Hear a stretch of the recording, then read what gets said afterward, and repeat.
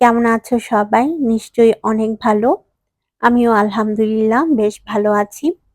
সবার রোজার দিনগুলো কেমন কাটছে? নিশ্চয়ই ভালো। দেখতে, দেখতে আজকে ২ রোজা চলে গেছে আলহামদুলিল্লাহ। তবে আজকে তোমাদের সাথে আমি শেয়ার করব ১ম রোজার ইফতারে আমি কি বানিয়েছিলাম সেগুলো। তো ৫টা বাজে এখন। আমি ইফতার বানাবো একটু পরেই। তোমাদের ভাইয়া বাজার থেকে বুন্দিয়া, জিলাপি এগুলো নিয়ে আসছে আর টুকটাক জিনিস আনলো আরকি। সেগুলো মূলত আমি ঢেলে নিচ্ছিলাম। আমাদের বাসায় বুন্দিয়া কেউ পছন্দ করে না। শুধুমাত্র তোমাদের ভাইয়া পছন্দ করে। তাই আমি ওকে বলেছিলাম শুধুমাত্র তোমার জন্যই আনবে, না হয়তো খাবার নষ্ট হয়। রোজার দিনে দেখা যায় খাবার খাওয়ার চাইতে নষ্ট বেশি হয়। কারণ অত বেশি তো আসলে খাওয়া যায় না। আমরা ভাবি যে রোজা রেখে অনেক কিছু খেতে পারবো। আসলে তো ব্যাপারটা তা না। পানি খাওয়ার পর দেখা যায় অন্য কোনো কিছুই খেতে ইচ্ছা করে না। তখন সব খাবারই নষ্ট হয়। আর আমি খাবার অপচয় বা নষ্ট করা একদম পছন্দ করি না। যার কারণে তোমাদের ভাইয়াকে বলেছিলাম যেটাই আনবে অল্প, অল্প করে আনবে। খুব বেশি জিনিস আনবে না। দরকার হলে প্রতিদিন যাবা আর নিয়ে আসবা। এজন্য তোমাদের ভাইয়া অল্প, অল্প করে নিয়ে আসছে। ছেলেদের জন্য ফ্রাইড চিকেন আনছে। তারপরে মাল্টা, আপেল এগুলো নিয়ে আসছে। আমি একটু পরেই ইফতার বানাবো। তার আগে ভাবলাম টেবিলটাকে গুছিয়ে দেই। না হয়তো ইফতারের আগে তাড়াহুড়ো হয়ে যাবে। কারণ আজকে গ্যাস নাই। আর গ্যাস না থাকলে রান্না করতে তো একটু সময় লাগে। ইফতার টাইমে গ্যাস না থাকলে অনেক প্যারার মধ্যে পড়তে হয়।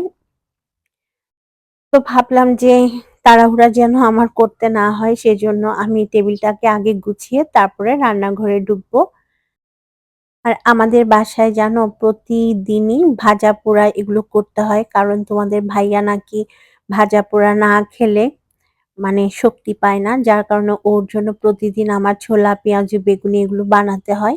যদিও আমি আর আমার ছেলেরা খুব একটা পছন্দ করি না। আমি ইফতার বানানোর জন্য কিচেনে চলে আসছি। সাথে, সাথে তোমাদের ভাইয়াও চলে আসছে আমাকে ডিস্টার্ব করার জন্য কাজে। সে কিন্তু কোনো কাজই পারে না। একটা চুলাই সে অন করতে পারছে না। সে নাকি আজকে ইফতারি বানাবে, ছোলা ভাজবে, পেঁয়াজু বানাবে, বেগুনি বানাবে। তো আমার এত রাগ লাগছিল কারণ চুলাটা ও বন্ধ করে দিয়েছে। চুলার আগুন বাড়াতে গিয়ে সে চুলাটাই বন্ধ করে দিয়েছে। আমি তো হাসতে, হাসতে শেষ। তারপরেও ও না মানে রান্না করবেই। আমার এত হাসি পাচ্ছিল বিশ্বাস করো। তোমাদের সাথে শেয়ার না করে পারলাম না। ছোলাটা তো বসিয়ে দিয়েছি। এখন পেঁয়াজু আর অন্যান্য ভাজাপোড়া যেগুলো আছে সেগুলোই ভেজে নিব। চুলার আঁচটা এত কম জ্বলছে যে অনেক সময় লাগছে। আমি চিন্তা করছিলাম টাইম মতো ইফতারি বানাতে পারবো কিনা। তো এখান থেকে আমি পেঁয়াজু বানানোর জন্য চুলায় তেল বসিয়ে দিয়েছি। তখনও তোমাদের ভাইয়া চলে আসছে। এসে সে নিজেই পেঁয়াজুর মিশ্রণটা তেলের মধ্যে দিয়ে দেয়। তেলটা তখনও গরম হয়নি।